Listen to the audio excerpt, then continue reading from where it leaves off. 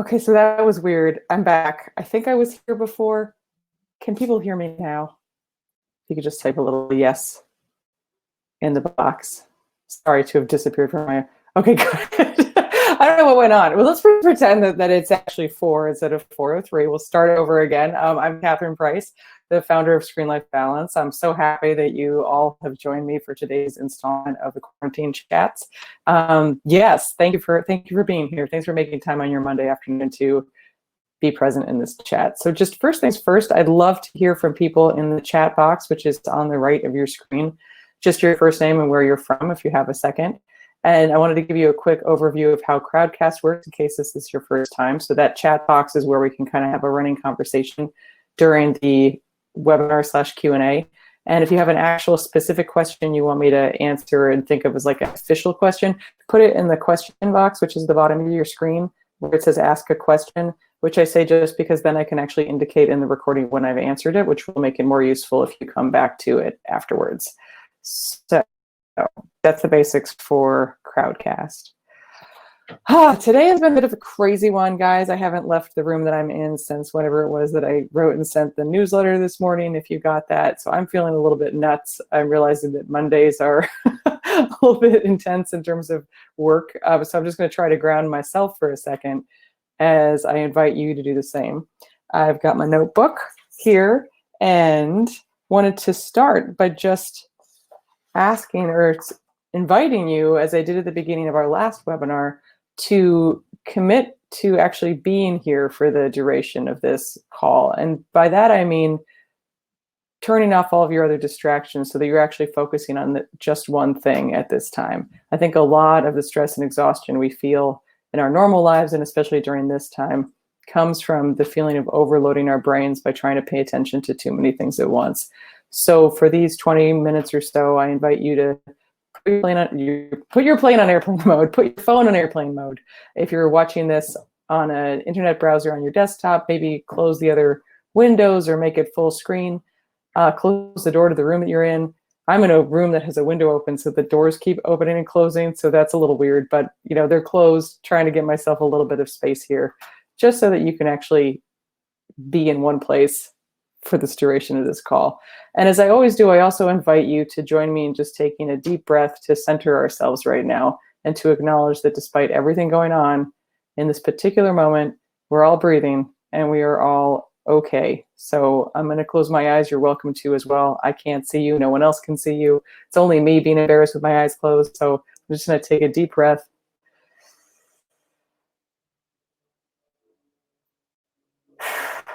And then let it out. And if you're on a yoga ball chair, feel free to bounce. It's always bouncing. So today I wanted to talk to you guys about managing our emotions and feeling our emotions, because those are two things that I'm certainly dealing with myself right now.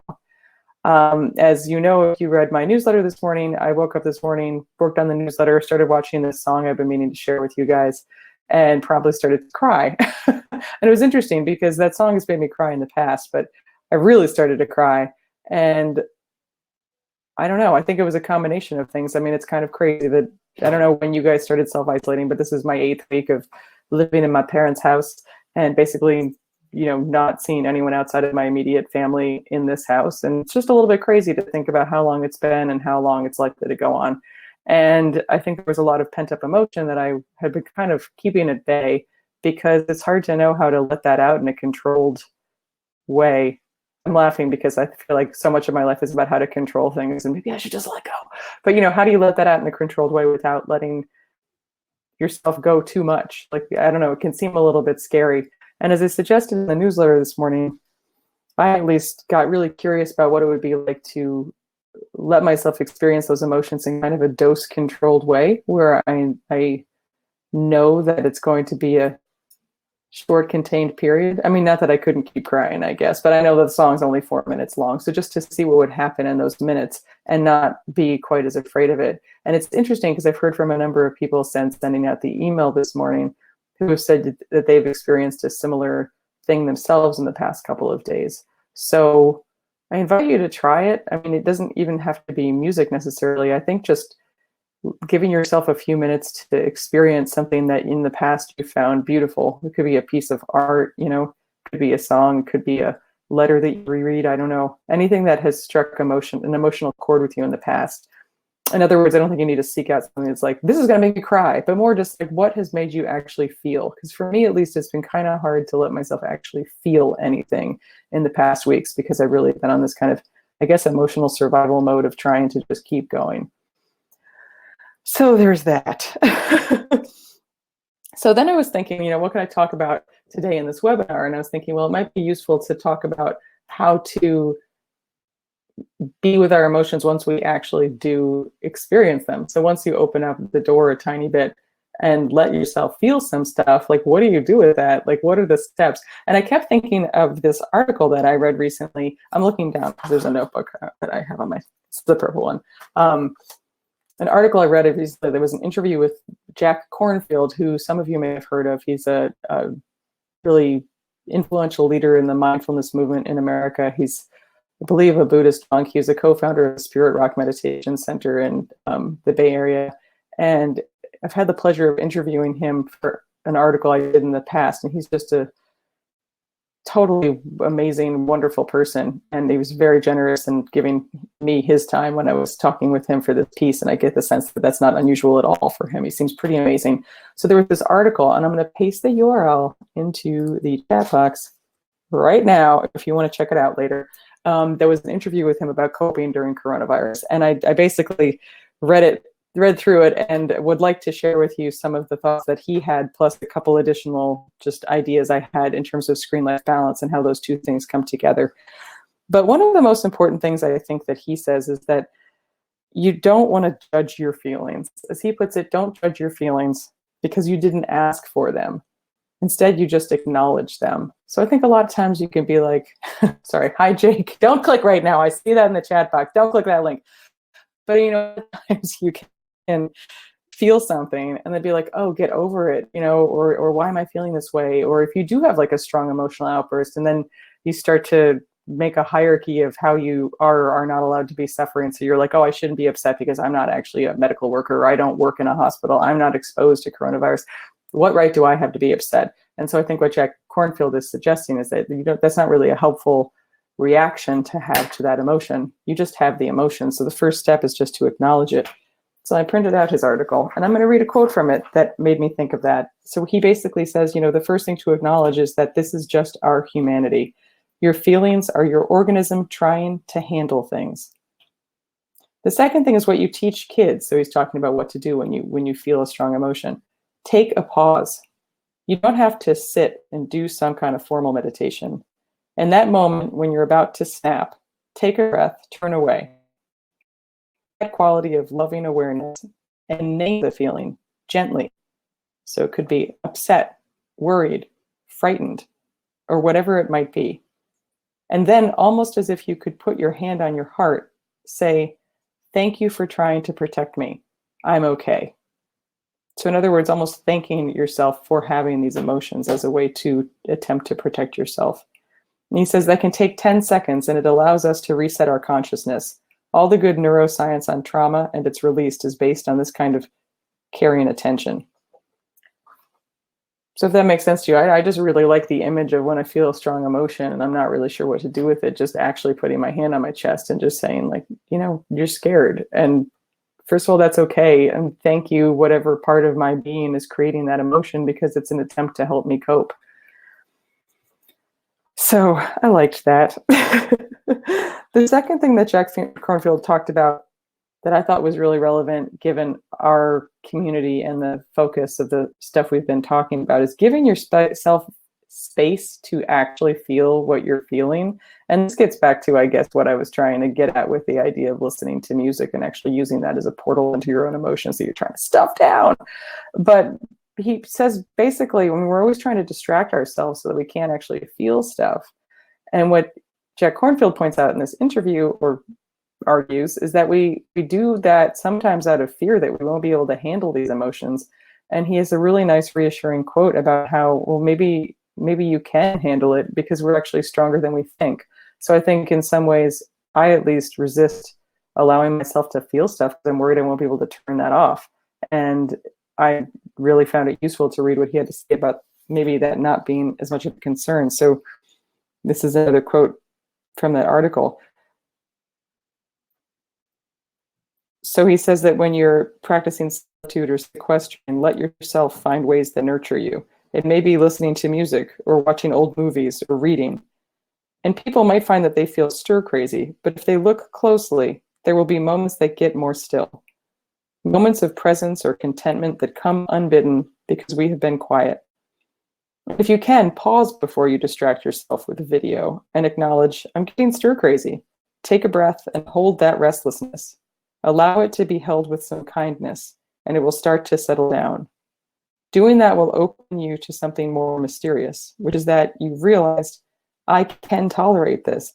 Maybe I can live a little easier. This kind of attention is what neuroscientists call the widening the window of tolerance.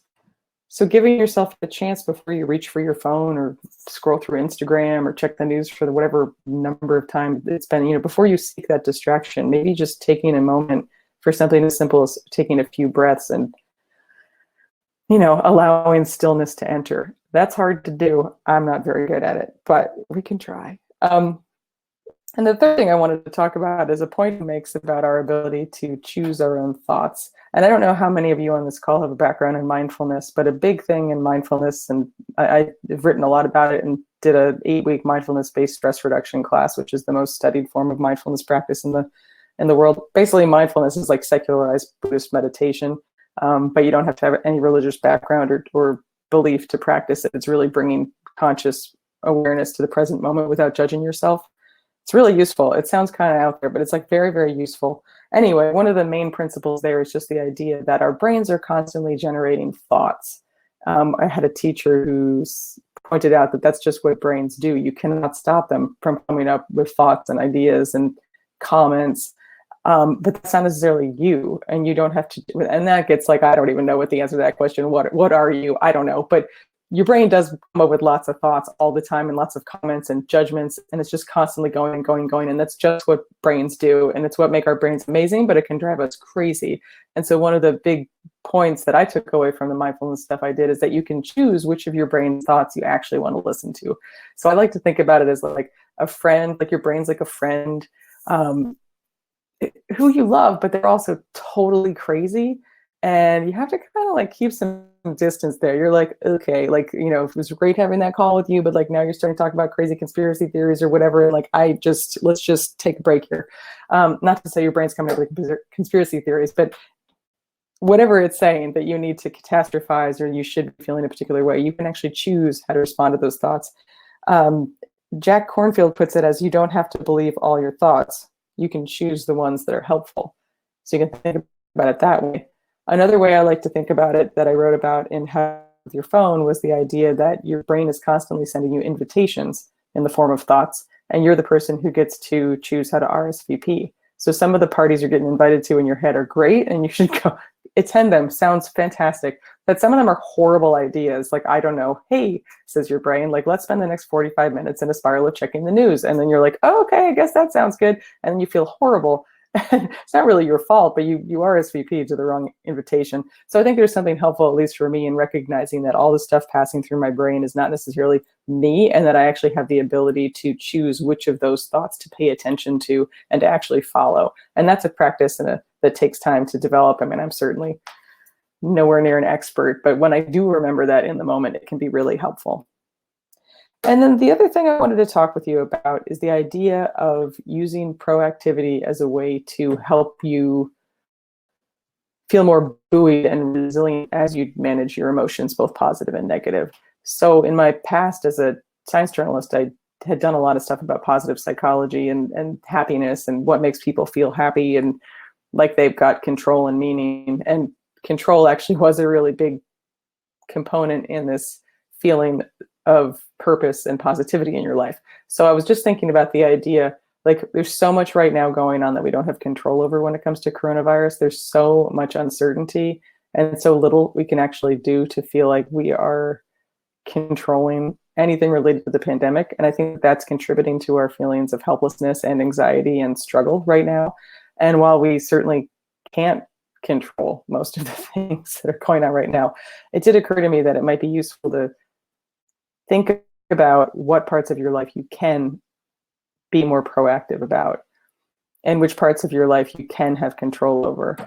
And one of the first things I wanted to bring up was that one of the kind of underappreciated findings in the fields of happiness research and positive psychology is that helping other people is a really powerful way to boost your own mood and happiness. If you can feel like you have something to give to other people, it's very powerful. And there was another quote in this interview with Jack Kornfield that made me think of it. He was talking about how each of us right now in our own way should, quote, be a lamp in the darkness and figure out a way somehow, even if small, to bring light to the people around us and to call upon whatever our particular skill sets are to do that. You don't have to be a scientist or a doctor or a healthcare worker or a first responder or, to do that. There's ways that we can brighten people's lives that can be very meaningful. And he suggested even just making a vow to yourself for something you're going to try to do. And the suggestion that he had in this article was just, I vow to be kind no matter what. So it doesn't have to be like a concrete thing. It can just be a attitude that you decide to commit to. Understanding, of course, that you might not always succeed, but to at least orient yourself towards this idea of something that you will try to do during this time. And he even suggests writing it down on a piece of paper and keeping it in your wallet so that you can, not like you're going anywhere and buying anything, but keeping it somewhere where you can see it frequently as a reminder to yourself. And that actually can be grounding, just in the act of putting that down on paper. But you also could try to think of what small things you could do to bring light to someone else around you, whether it's your own family or the people you're quarantining with, or people in your neighborhood. You could call a neighbor or make a point of reaching out to someone who might not anticipate being reached out to, or I don't know, do a recipe exchange. I'm just brainstorming here, but something that like makes you feel like you're actually giving something out there to the world. Because not only will you actually bring light to other people, but you also will do something positive for yourself. I think that's what's happening with John Krasinski, Some Good News show, which someone on this chat actually recommended to me a couple of weeks ago. And I want to say thank you, because that was a great recommendation. If you haven't checked that out somehow, you definitely should. But, while it's important to feel that you're putting, yes, Billy, it was Billy, thank you, putting yourself out there in as much as you're able as a positive force in the world. The last thing I wanted to touch on is just how important I think it is to take care of yourself right now and to acknowledge your emotions and also to do things to really care for yourself. And that's been a recurring theme in all of these webinars. So none of this is particularly new, but I did want to go over a couple of what I think are the main ones that I've been trying to follow for myself. I mean, the first is boundaries and creating boundaries for yourself. It's so hard right now because there's no boundaries. We're all stuck at home. We're parenting at the same time that we're working, at the same time as we're just trying to maintain our relationships and live as normal of a life as possible. So you may literally have no boundaries between your office and your home and your now school. I mean, so any kind of boundaries we can create, I think, are really useful. For me, I think that creating boundaries with the news is absolutely essential. I've continued to do that. I'm happy to field questions about that. I did a webinar about that earlier in this long quarantine period that you can check out. But if you got specific questions, I'm happy to field those today. But that is enormously helpful to create boundaries with news. Boundaries with work, figuring out what your actual work hours are going to be and trying to delegate particular devices for particular purposes so that you do your email from one device and you watch entertainment from a different device if possible, so you're not just constantly blurring the boundary between everything. And really using the features on your phone, tablets that are do not disturb features to give yourself a break. Please don't charge your phone in your bedroom. Get a standalone alarm clock. And if you feel that you're really worried about missing a call in the middle of the night, turn the ringer on and you can leave it right outside your bedroom. But just don't have it within arm's reach, because you're going to end up on the news. It's going to make you feel stressed out and anxious just in the moments when you're trying to wind down. Parenting. Oh man, how do you create boundaries with parenting? I think that's hard. I think not being afraid to let your kids have time for independent play and really encouraging them in that direction, and telling them that boredom is okay, and feeling that yourself. It's okay if your kids are bored and a bit stir crazy. I mean, you want to help them, but I think that there's a life skill to be developed there. I'm speaking as the parent of a 5-year-old, so we're doing a lot of that. And then also taking breaks is absolutely essential. Taking breaks from everything, taking breaks from the news, taking breaks from work, taking breaks from your screens, taking breaks from Zoom calls, even if it's happy hour. I mean, just having some time for yourself just to regroup. I think so many of us, I mean, I certainly have been running and running and running. I barely have a second in the day that's not filled with movement. So trying to create some kind of breaks. And I think rituals can be very helpful in both boundaries and breaks, of trying to have some kind of ritual that marks the beginning and the end of a particular part of your day, which could be lighting a candle. It could just be like your cup of coffee in the morning. And, you know, you can choose what it is, but just having something that you come back to as a grounding point that indicates a transition. Oh, look at that. My next point was going to be structure, but I guess that's kind of what I was just talking about. Exercise is also, I think, essential. I mean, it's so easy to just spend the entire day sitting in front of a screen, both yourself and any kids that you're taking care of.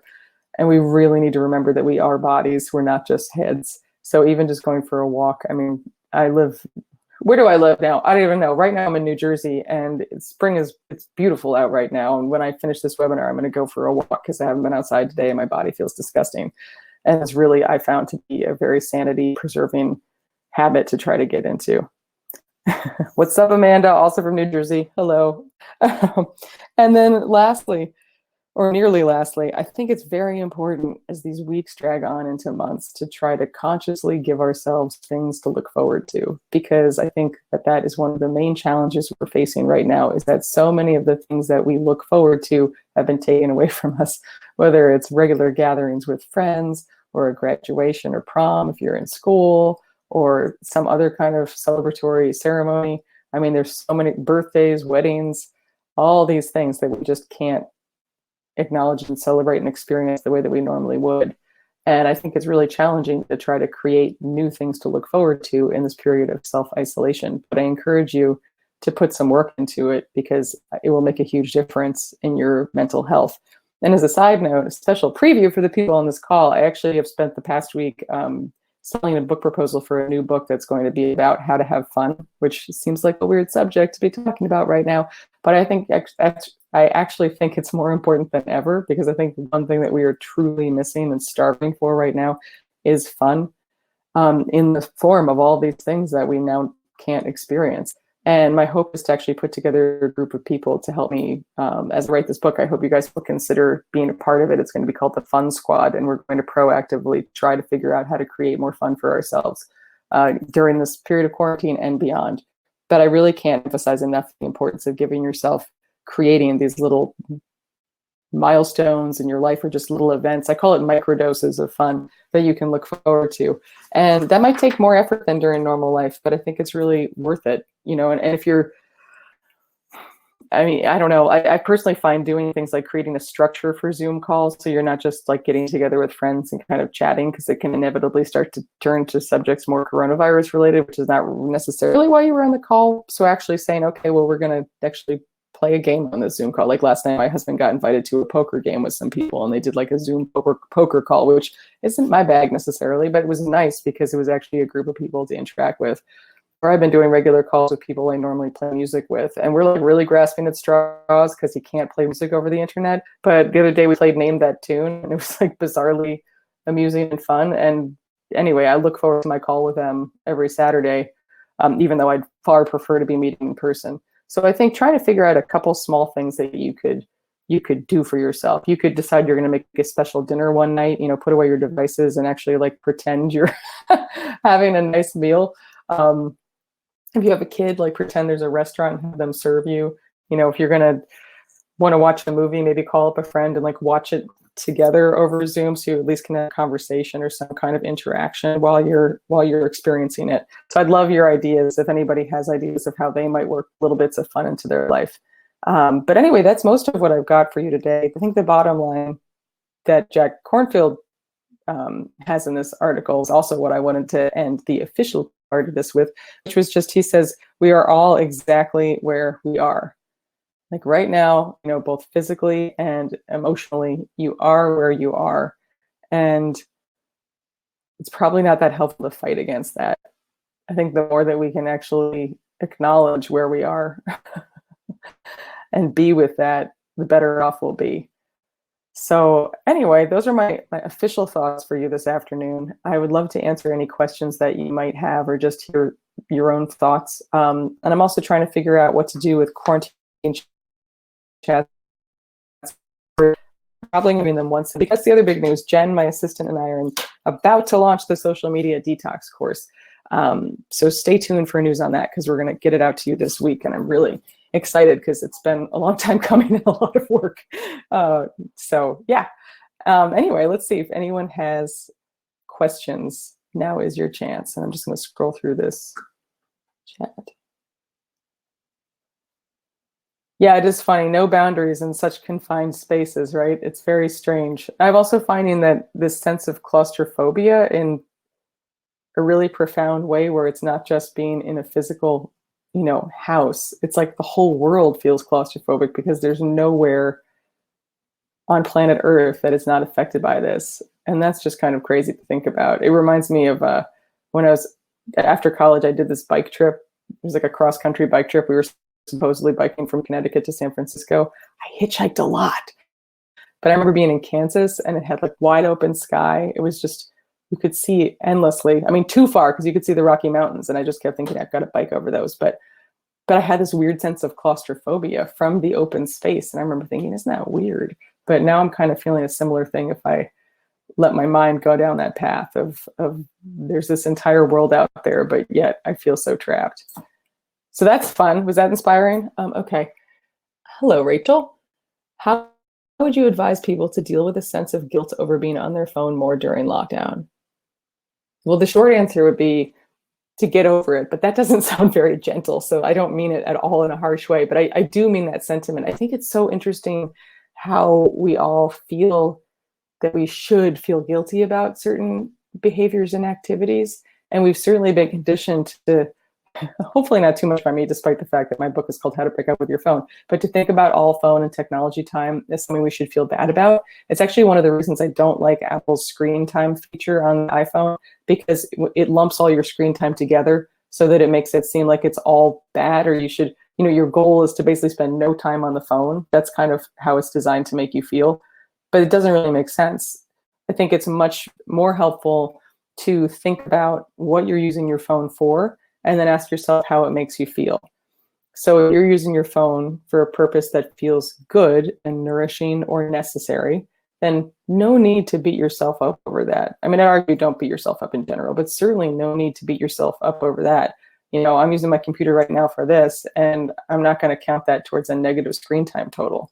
I actually want to do a newsletter or a webinar about the idea of what I'm thinking of as like phone feng shui. Basically is the idea of like figuring out where your energy is going on the phone. This is going to sound like real out there, but I don't mean it that way. But it's more like, is your phone a portal through to connecting with someone in real life, or to connecting with some kind of activity or knowledge? Like, is there a real engagement? Like the phone is just kind of the passageway to some other place, whether it's a connection with a person or with an activity, or are you getting stuck in it? In the same way that with feng shui, I don't know that much about feng shui, but the idea of energy getting caught somewhere, right? Like you get stuck in Facebook.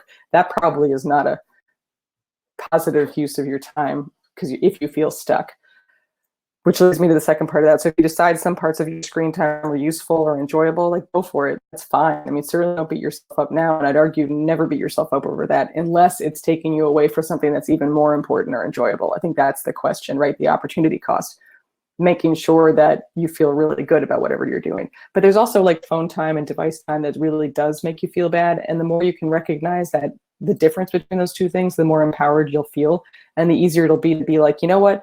This is not necessary and it's making me feel bad. So guess what? I don't want to do it anymore. And when you recognize that, that's when you really have given yourself the power to stop what you're doing and change directions towards something else. And the advice I always give there is that you need to make sure that you have pre-identified what that something else could be. Because it's very, very easy to just get trapped in this phone sucks, even though this sounded like I said phone sex. Phone sucks. Suck into your phone, even though it's not making you feel good. So make sure you have a list of activities at the ready. that you can turn to. And that reminds me, I think you guys have probably seen this because you're on my email list, but I wrote an article about how to create screen life balance during quarantine that had suggestions like that. And so that's the link to that. So I hope that helps, Rachel.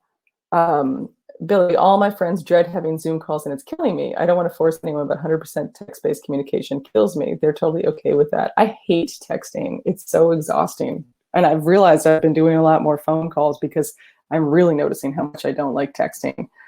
I don't know, is it the video that's bothering them or it feels like a barrier? I will say I personally have been turning a lot to just regular phone calls.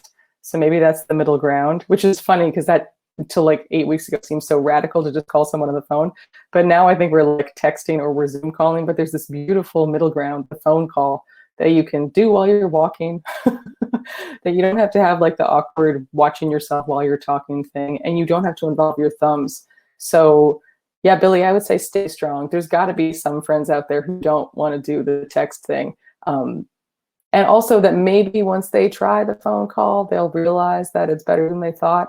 I personally have been really appreciative of that lowering of that boundary to actually just call people on the phone. I think it's really great. So stay true to what you need. I've got your back. Oh, they feel a pressure for it to be fun. He's saying maybe they feel like it's a chore, that they feel it's a pressure to be fun.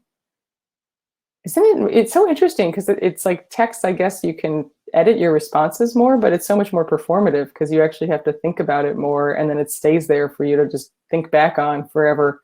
So I would say like try to find one friend you think would be open to the idea and do a phone call and like see how that goes and then slowly expand that outwards. I mean, I'm all about experimentation in general.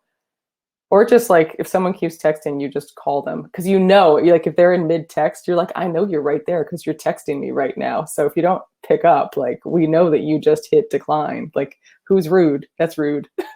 So I don't know. Report back on that one. Any other questions, guys? I'm trying to see if there is anything else.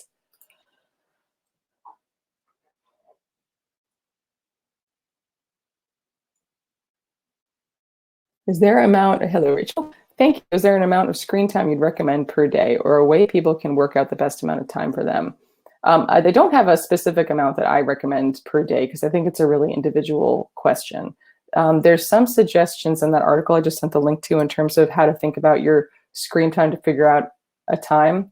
I will say in terms of my own life, so I feel pretty good about phone stuff because I'm really using it to call people, to text, unfortunately, to really communicate. Like it really has been like a portal to other people, or I've been using it to record music or like listen to music or look up music that I'm trying to play. So I feel good about that. But I realized I'm spending still too much time in front of my computer and that essentially I could just keep working indefinitely every day, all day, childcare and family duties aside. So for me, I actually have been experimenting with the idea of like, well, how much work can I get done if I just say I'm going to work for 4 hours a day?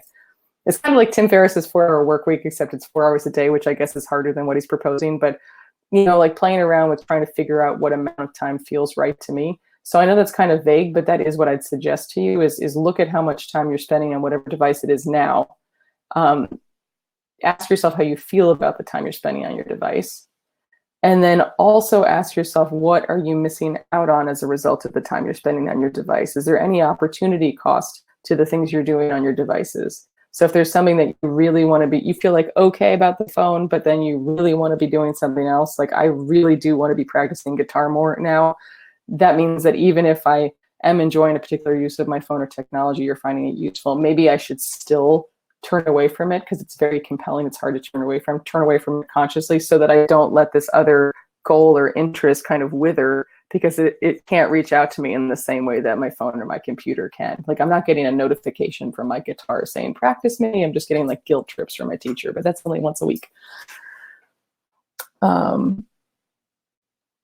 Yes, Jake says reading some of Pima's Chodron, I never know how to say her name, has been really helpful for just being. What is her book, When Things Fall Apart? Is that a book?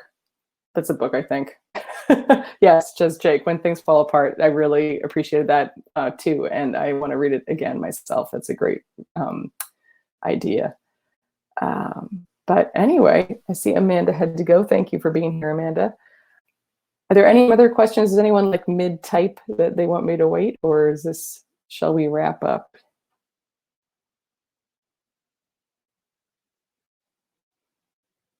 Oh, there's one in the question box. Okay, thanks, Jen. Okay. I've been thinking about dopamine loops. Is it possible that our curiosity can keep us stuck in a dopamine loop, the kind we might get from using our phones, like being addicted to Google? Yeah, I think it totally can, which is really interesting, right? Because curiosity obviously is an important part of being human and being an interesting person, but we also can let it go too far because there is a dopamine hit that comes from getting new information. And when you're curious about something, you're seeking new information. Did you know that the root of that word is core, which means why in Latin? That's my fun fact on that. But no, I remember reading a book when I was researching how to break up with your phone that mentioned that human beings forage for information in the same way that other species forage for food. With the idea being that we are unusual and that we like actively seek out information. That's certainly what I do if I'm trying to buy something, you know, like the maximization of the Amazon reviews and like trying to figure out if it's like the exact right decision by gathering as much information as possible. And when you think about what dopamine's purpose is, you know, it's evolutionarily essential because it helps us, it's our brain's way of indicating when something was worth doing again. And so if you are foraging for food as a survival mechanism and you find food, your brain will release dopamine so that you'll remember where the food was and you'll remember to seek it out again. So there's a real reason for that feedback loop. But if we're foraging for information in the same way we are as food, we are also getting that same dopamine satisfaction that comes from getting the new information that can get us into these spirals. And then you also have the whole issue, though, of Google and a lot of websites being designed to suck us in. And it's one reason I've been trying. I know there were some links in today's newsletter, but like trying not to include too many external links. Like I don't know about you guys, but getting emails with tons and tons of links, it just stresses me out because it's another thing for my working memory to have to deal with. And then once you get into that cycle, it's all too easy to just keep clicking and keep scrolling because of the design of the sites. I think that's one reason that reading a newspaper is much more calming than reading the same thing online, just because you know there's an end, you know, or reading a book in print is somehow in a way more soothing for many people than even on a Kindle, because you can actually see where you are and feel where you are in the book in the way that you don't when you're reading on a screen. But yes, totally, I think that definitely is happening. All right. Unless anyone speaks up now, I think that's all I've got for today. I, again, really want to thank you for being here. You can see more resources. You guys know this, but it's screenlifebalance.com. As I said, we're about to launch this social media detox. And I guess the important note on that is that I'm going to run a special promo period for people just on the email list. And we're going to do a live call on 2 weeks from now at the same time. So if you're free now, hopefully you'll be free then. And if you're interested in signing up, it is a paid course, but I hope it will be worth it. But we're going to do a support call for anyone who actually wants to do like a kickoff launch call together. So if you or anyone else you know is having trouble with social media in particular, Jen and I, as I said, put a lot of work into it, and I'm hopeful that it will really help people. I know that social media is a big concern for a lot of folks. So anyway, I am really grateful to you all for being a part of the community, helping me with my own Screen Life Balance. Just see from Billy that he's excited for the Fun Squad. That makes me really excited. I can't wait to tell you more about that project too. And as always, I'm just wishing you and your loved ones all the best thoughts for health and sanity. And yeah, appreciate you guys. So take care. Talk to you soon.